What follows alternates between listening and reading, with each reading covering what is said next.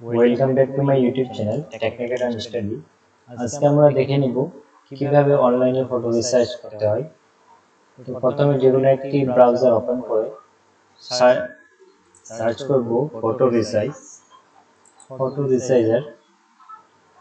নতুন একটি ইন্টারফেস খুলে আসবে। এখানে প্রথমে আছে resize image online, JPG, BMP, GIF, PNG.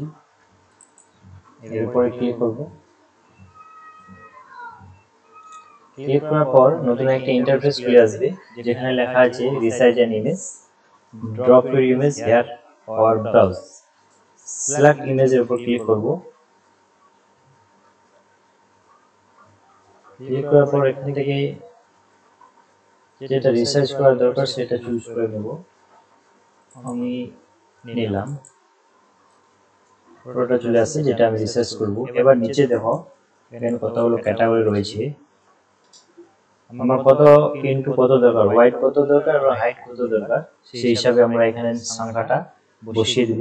এখানে পার্সেন্টেজ আছে, পিক্সেল আছে, সেন্টিমিটার আছে, ইঞ্চেস আছে। আমার এখানে যেটা দরকার সেটা সিলেক্ট করে নিব। তারপর হচ্ছে এখানে রিজলিউশন, ডিপিআই, আমার কত ডিপিআই দরকার। তারপর হচ্ছে নিচে ফরম্যাট কোয়ালিটি, এখানে জেপিজি ফরম্যাট, কোন ফরম্যাটে আমাকে লাগবে, জেপিজি, পিএনজি, জিপ ইত্যাদি। আর এখানে পার্সেন্টেজ, কত পার্সেন্ট আমি রিসার্চ করব। আর এখানে হচ্ছে ব্যাকগ্রাউন্ড, এখান থেকে ব্যাকগ্রাউন্ডও রিমুভ করা যায়। তো ধরে নাও যে আমার হোয়াইট লাগবে 1.50 দিয়ে,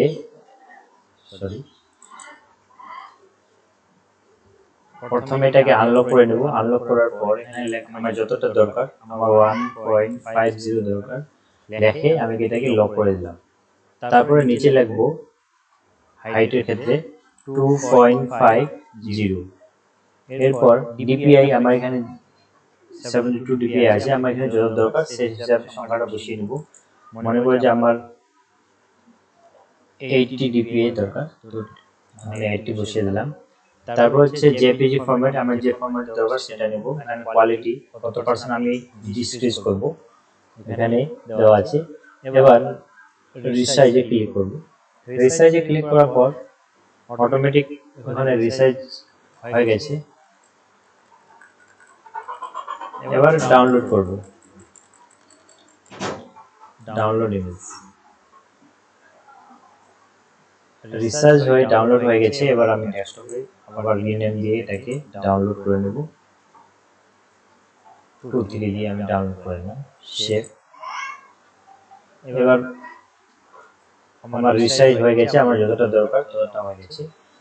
আমার ভিডিওটা যদি হেল্পফুল হয় তাহলে চ্যানেলটিকে সাবস্ক্রাইব করে অল বেল নোটিফিকেশন করে রাখবেন, এবং যাতে পরবর্তী ভিডিও সরাসরি আপনার আইডিতে চলে যায়। Thank you for watching.